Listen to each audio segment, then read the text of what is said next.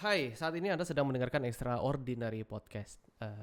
Please, tolong jangan berekspektasi tinggi-tinggi karena extraordinary sebenarnya adalah kata yang gue pakai hanya untuk menarik perhatian kalian supaya kalian penasaran dan akhirnya mengklik podcast ini. Sorry ya. So, let's enjoy the show. Welcome to the Extraordinary Podcast.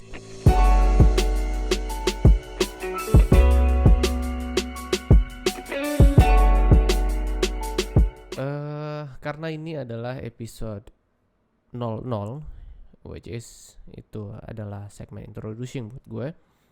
Perkenalkan dulu, nama gue UB.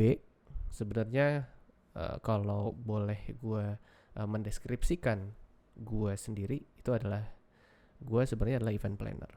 Karena itu adalah profesi gue sebenarnya. Gue konseptor dan gue suka cerita, maka gue boleh mendescribe diri gue sebenarnya adalah storyteller.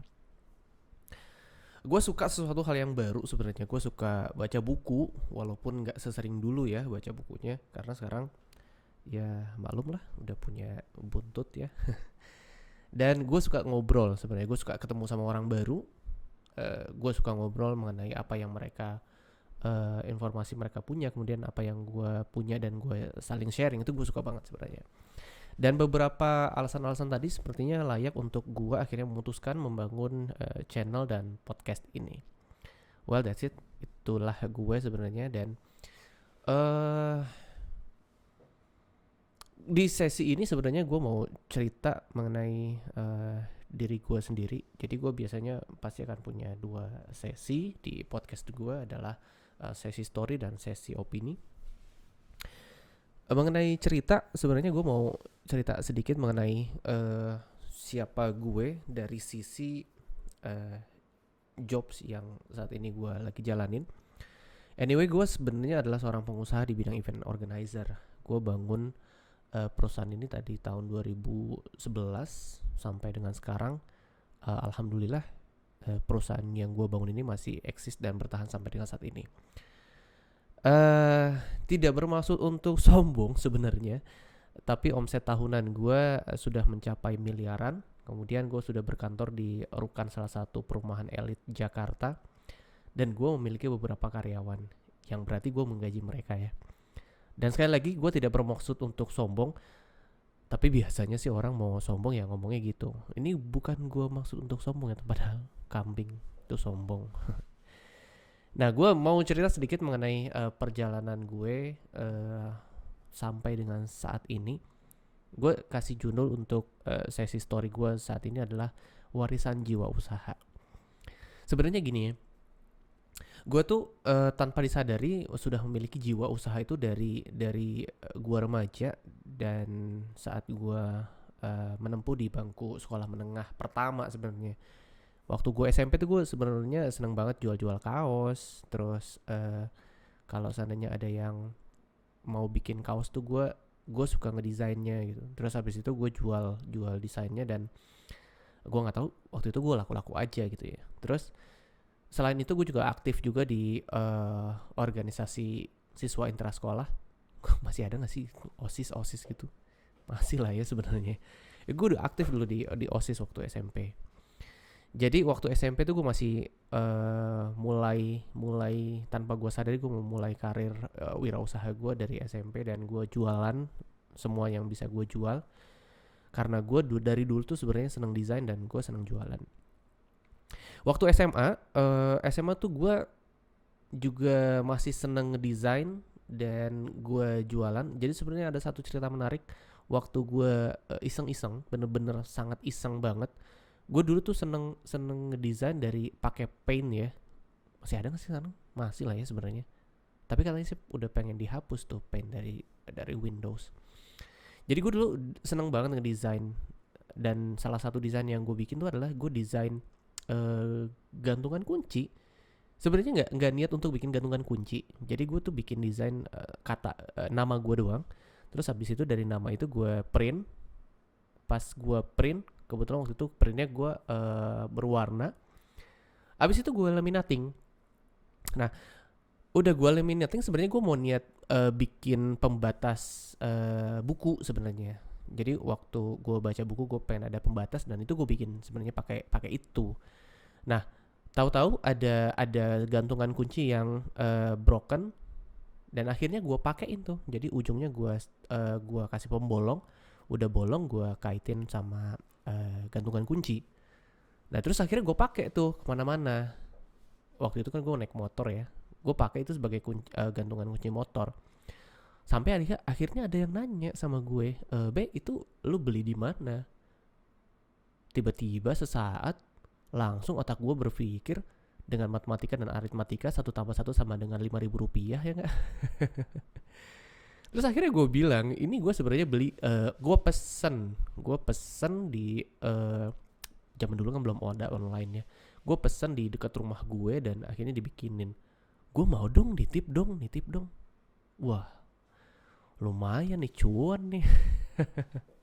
Akhirnya ya udah, nama itu gue listing siapa yang mau bikin gantungan kunci itu.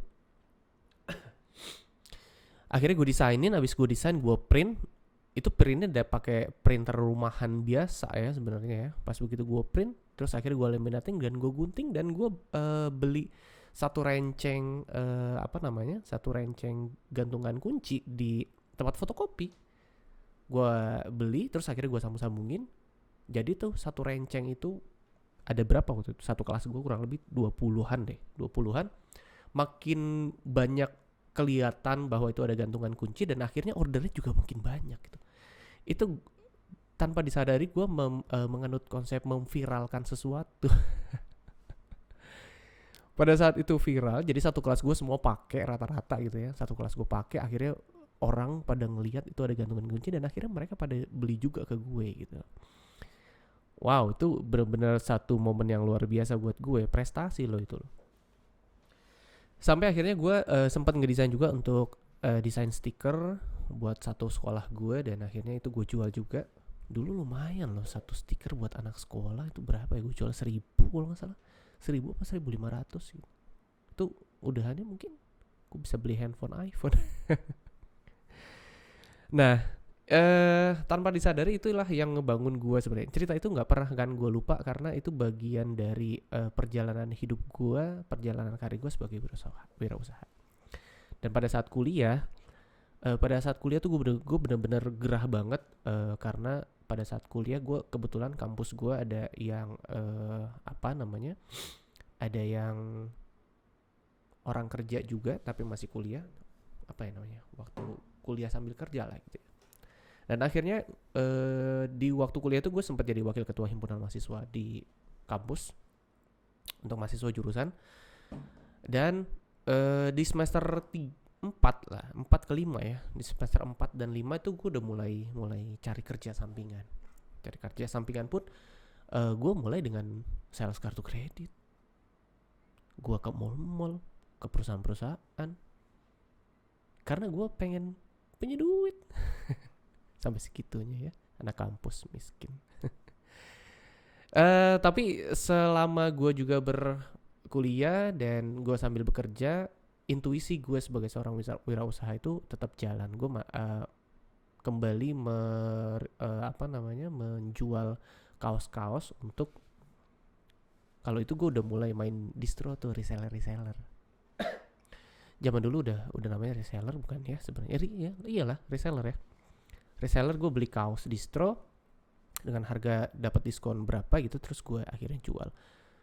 Nah, pada saat itu gue benar-benar hanya menjalankan dagang ya. Jadi gue hanya menjalankan intuisi gue sebagai seorang pedagang, baik itu reseller kah, gue ciptakan sesuatu dan kemudian gue jual kah.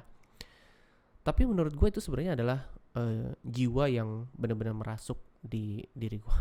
Berat banget sih merasuk. Tapi itulah beberapa cerita gue sebelum gue akhirnya punya sebuah momentum di mana gue benar-benar meyakini bahwa gue tuh harus menjadi seorang wirausaha. Ini klimaks dari bukan klimaks sebenarnya. Sebenarnya ini tonggak dari awal gue benar-benar punya tujuan hidup di mana gue mau jadi seorang pengusaha. Ceritanya begini. Sebenarnya cerita ini dimulai pada saat gue hampir lulus kuliah, itu semester 7 atau semester 8 berarti ya. Semester 7, semester 8 ini gue awali dengan sebuah cerita yang menyedihkan dari cerita cinta gue. Cerita cinta, ya maklum lah ya zaman dulu. Jadi dulu gue punya pacar. Nah pacar gue itu gue cukup lama menjalin pacaran sama dia, sampai gue akhirnya sempat kenal sama beberapa keluarganya. Tapi anyway, bukan itu yang sebenarnya menjadi fokus gue. Fokus gue adalah pada saat gue suatu hari dia tidak menyatakan bahwa dia berselingkuh, tapi dia mempunyai perasaan yang lain, perasaan rasa sayang dengan pria lain. Itu namanya selingkuh bukan sih? Tapi enggak sih. Tapi kalau dia pulang bareng naik motor berdua gitu dari tempat kerjanya ke rumah, itu selingkuh nggak ya? Ya ceritanya begitulah. Sampai akhirnya gue merasa, oh man, sakit hati. Inilah yang namanya sakit hati. Zaman itu ya. Inilah yang gue rasakan gitu. Gue sangat sakit hati sebagai seorang pria yang merasakan bahwa perjuangan selama ini gue pacaran akhirnya bener-bener tersaingi oleh pria lain. Nah pada saat itu akhirnya gue memutuskan untuk oke, ini adalah jalan hidup yang memang akhirnya gue harus terima. Nah pada saat itu, disitulah gue menjadi orang yang paling tidak berguna dalam hidup gue. Skripsi gue gak gue kerjain, kerjaan gue tuh cuman aktivitasnya gini. Gue bangun siang, jam 10 atau jam 11, lapar, gue turun, makan, mandi, abis itu gue nonton film. Zaman dulu VCD berarti ya. Gue nonton film sampai sore. Gue lapar, gue makan lagi, gue main game. Habis main game, biasanya jam 8 atau jam 9, gue tukar lagi tuh. Karena zaman dulu masih zaman sewaan, sewaan VCD ya. Zaman dulu masih sewa-sewa VCD. Terus gue akhirnya habis makan, habis main game, gue ke tempat sewaan VCD, gue balikin filmnya, dan akhirnya gue sewa film yang lain. Sampai gue tonton jam 12 atau jam 1, gue main game lagi, sampai jam 3 atau jam 4 gue baru tidur. Itu gue lakukan selama gue mengalami kesakit hatian pada saat itu. Kalau dipikir-pikir goblok juga sih. Tapi itulah yang gue alami gitu ya. Gue merasa benar-benar menjadi orang yang sangat tidak berguna. Kerjaan gue hanya begitu saja. Terus akhirnya suatu waktu gue dapet film. Jadi tuh gue biasanya kalau nyewa film itu tuh ada beberapa genre tuh. Gue film action, terus gue sewa film komedi, film drama tuh jarang banget. Biasanya gue science fiction, horror itu gue sewa tuh. Jadi setiap harinya gue berbagai genre yang gue tonton. Sampai tiba-tiba ada satu film yang gue sewa, itu judulnya Yes Man. Lo tau gak? Itu film Yes Man tuh diperanin sama Jim Carrey ya. Jim Carrey yang pemeran utamanya. Dan pada saat gue tonton film Yes Man itu benar-benar bikin gue sangat-sangat terenyuh, sangat-sangat kaget. Karena apa? Karena di film itu Jim Carrey benar-benar memerankan gue sebenarnya. Jadi si Jim Carrey itu cerita singkat dari si film Yes Man ini ya. Si Jim Carrey itu adalah seorang approval dari asuransi. Dan setiap pengajuan yang masuk ke meja dia itu selalu ditolak. Tolak. Nah, sampai pada akhirnya ternyata dalam kehidupan kesehariannya si Jim Carrey ini itu sama persis dengan apa yang gue lakukan. Jadi dia kerja, tolakin semua asuransi yang dia masuk ke meja dia. Dia pulang tuh dia nyewa VCD untuk nonton film. Dia nonton film sampai larut malam, besoknya dia kerja lagi. dia nggak pernah diajakin ngumpul, nggak pernah mau diajakin nonton atau diajakin nongkrong, nggak pernah mau sama teman-temannya, dan dia selalu menghindar. Nah, pada saat itu dia bilang dia nyaman dengan kehidupannya dia sekarang. Kemudian sampai ada satu momen di mana si Jim Carrey ini diajak sama temennya untuk datang ke seminar. Nah, di seminar itu judul seminarnya tuh Yes Man atau Yes Seminar gitu ya. Jadi di mana seminar itu diperuntukkan buat orang yang selalu bilang suatu hal yang semua tidak, untuk coba berkata yes, untuk berkata yes, dan yes. Sampai selesai dari seminar itu, dia dapat satu statement, di mana statementnya yang sangat bagus, dan itu yang akhirnya membuat gue berubah. Dia bilang gini, kalau lu berkata tidak, maka tidak akan ada perubahan dari diri lu dan hidup lu. Tapi kalau seandainya lu satu kali bilang iya, satu kali lu bilang yes, maka lu punya dua kemungkinan, berubah buruk atau berubah baik dalam hidup lu. Itu benar-benar membuka mata gue sebenarnya. Nah, cerita lucunya lagi, pada saat si Jim Carrey itu selesai dari seminar, kemudian ada gembel yang datengin ke mobil dia. Terus di mobil itu si gembel itu dia bilang sama si Jim Carrey, tolong anterin gue ke rumah, gue nggak punya duit, gue nggak punya saudara lagi, dan gue minta tolong lu anterin gue balik ke rumah. Si gembel itu mukanya lusuh, kucel, badannya bau. Terus si Jim Carrey udah pasti bilang enggak dong, tapi akhirnya dikasih tahu sama temannya. Dia bilang, bro, satu kali ini lu bilang iya, lu punya dua kemungkinan untuk merubah dari hidup lu. Ya kemungkinan tetap akan ada kemungkinan buruk, tapi tetap juga ada kemungkinan baik kan gitu. Terus apa yang dibilang si Jim Carrey? Kambing juga nih orang. Oke, gue anterin loh. Si gembel ini akhirnya dianterin. Dan bener aja, dia itu minta dianterin ke tempat yang gak jelas. Dia minta dianterin ke tempat pegunungan. Dan di pegunungan itu jalannya sepi, kanan kiri cuma ada hutan.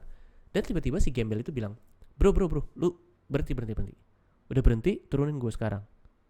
Si Jim Carrey bingung dong. Lah, kenapa lu berhenti? Terus akhirnya si gembel itu keluar dari mobil dan kabur ke tempat yang si Jim Carrey itu gak tahu. Terus dia bilang ya, sekalinya gue bilang iya, apes gue. Dan dia akhirnya kehabisan bensin di tengah hutan, di tengah pegunungan. Nah, pada saat itu dia bilang, gue gak akan lagi ngomong ya seumur hidupnya. Tapi apa yang terjadi? Lu percaya gak percaya? Tiba-tiba ada satu motor yang lewat, dan itu adalah perempuan cantik. And at the end of the story, perempuan cantik itu akhirnya menjadi istrinya. Itu benar-benar sangat menginspirasi gue sebenarnya pada saat itu, dimana posisi gue lagi benar-benar terpuruk karena cinta, yang which is tuh goblok banget. Dan akhirnya ya, setelah gue nonton itu, gue mau coba kembali beraktivitas. Gue coba mau mulai ngerjain skripsi lagi. Kemudian sampailah di mana gue harus beli buku akuntansi waktu itu. Gue harus beli buku akuntansi, dan pada saat itu hanya ada di Gramedia. Dan di Gramedia itu pada saat gue datang, gue beli buku akuntansi itu. Di buku itu ternyata ada satu tiket gratis di bukunya. Dan pada saat gue bayar, ternyata ada satu tiket gratis tambahan. Lo tau tiket apa? Tiket seminar. Di tiket seminar itu, gue dapat 2 undangan untuk tiket seminar. Yang satu mengenai Google AdSense, yang satu mengenai Financial Revolution. Saya ingat gue gitu sih ya. Itu bener-bener gue merasain, waduh gila sih, ini kok bener-bener kayak di jalan cerita si Jim Carrey itu ya. Dan Akhirnya gue bilang, oke, let me try. Kalau seandainya gue nggak ikut dua-duanya, ya gue akan kembali ke kehidupan gue yang sebelumnya, which is ya mungkin lagi masih nonton film sampai bego gitu dan sebagainya. Atau gue pilih salah satu tiket ini, kemudian gue ikutin seminarnya. Dan akhirnya gue pilih salah satu tiket yang Financial Revolution. Di tiket itu sebenarnya ada seminarnya, waktunya 2 hari. Hari pertama dan hari kedua. Akhirnya gue berpikir, oke lah, kenapa enggak gue coba untuk datang ke satu tiket di hari pertama seminarnya. Dan disitulah hidup gue berubah. Mata gue benar-benar terbuka, mata gue benar-benar melihat sesuatu yang sangat luas, dimana speaker yang pada saat itu bicara, dia bilang bahwa dunia ini benar-benar luas banget untuk manusia sekecil kita. Banyak hal yang bisa kita lakukan, dan pada satu materinya dia bilang punya duit banyak tuh enak loh. Yang kedua, punya waktu luang itu jauh lebih enak. Dan kalau seandainya lu punya dua-duanya, punya uang dan punya waktu, lu pasti akan merasakan menjadi orang yang paling bahagia di dunia ini. Oke, itu masuk akal, sangat masuk akal. Dan akhirnya karena gue satu kali bilang iya untuk 1 hari tiket seminar itu, akhirnya gue datang untuk 2 hari. 2 hari dan full dari pagi sampai menjelang maghrib gue ikutin sepanjang seminar itu. Dan itu benar-benar momentum di mana gue menyatakan bahwa gue harus jadi pengusaha. Gue harus jadi seorang yang punya bisnis. Terima kasih kepada Bung Chandra yang mengisi materi pada hari itu, karena itu adalah seminarnya Bung Chandra. Lu bikin hidup gue berubah. Sebenarnya bukan dia sih sebenarnya. Dia hanya mengasih materi dan semua tergantung kepada siapa yang mendengarkan. Dan gue mengambil tindakan untuk gue berubah. Ya, walaupun penyampaian dari Bung Chandra, dan gue harus tetap berterima kasih, sedikit banyak dia yang merubah hidup gue. Pada saat itu gue udah berkomitmen terhadap diri gue untuk menjadi seorang pengusaha. Walaupun pada saat itu gue juga belum tahu gue mau usahanya apa gitu. Tapi ya gue sudah menanamkan diri gue untuk menjadi wirausaha pada saat itu. Nah, itu sedikit story ya, sedikit cerita mengenai tentang diri gue, bagaimana gue sampai akhirnya di titik ini. Dari sebuah cerita itu gue punya beberapa opini yang gue percaya. Yang pertama, jiwa usaha itu sebenarnya adalah gift, adalah anugerah yang maha kuasa, yang maha kuasa itu berikan kepada kita. Karena gini, menurut gue, seseorang itu bisa punya usaha, tapi punya jiwa usaha itu adalah anugerah yang Tuhan berikan. Tinggal kita bagaimana men-triggernya untuk keluar atau teraplikasi dari diri kita. Nah, kalau seandainya lu memang punya jiwa usaha, lu akan lebih gampang menemukan jalan lu. Tinggal menunggu waktunya. Tapi kalau seandainya lu gak punya jiwa usaha, lu bisa tetap punya usaha. Dan lu tetap bisa menjadi pengusaha. Tapi lu akan perlu effort yang sangat besar. Kerja keras yang luar biasa, yang mungkin harus menitikan ya darah dan air mata serta keringat. Gimana lu? Mencret kali. Tapi itu opini gue yang pertama, bahwa usaha itu sebenarnya adalah panggilan jiwa. Dimana kalau seandainya orang yang memang sudah punya jiwa usaha itu, sadar tidak sadar dia akan sudah teraplikasi dari masa kecilnya. Itu yang pertama. Yang kedua, opini gue sebenarnya untuk seorang wirausaha tinggal menentukan jalannya aja dia mau kemana. Karena pada saat gue memastikan untuk gue berwirausaha, ketika gue yang penting gue pengen jadi pengusaha, itu tinggal kita tentuin ke arah mana yang kita mau tuju. Yang jelas, usaha itu memang tidak semudah apa yang kita bayangkan. Well, mungkin itu introduce dari gue. Mudah-mudahan nanti nextnya gue bisa cerita mengenai banyak yang extraordinary. Baik itu extraordinary story, extraordinary people, ataupun extraordinary cases. Salam hangat dari gue untuk kalian semua para pendengar. Dan yakinlah apa yang kalian lakukan sampai saat ini itu hasil dari pengalaman dan cerita jalan hidup yang kalian lakukan sebelumnya. Terima kasih udah ngedengerin podcast ini. Dan jangan lupa tetap semangat, tetap berbahagia. Assalamualaikum warahmatullahi wabarakatuh.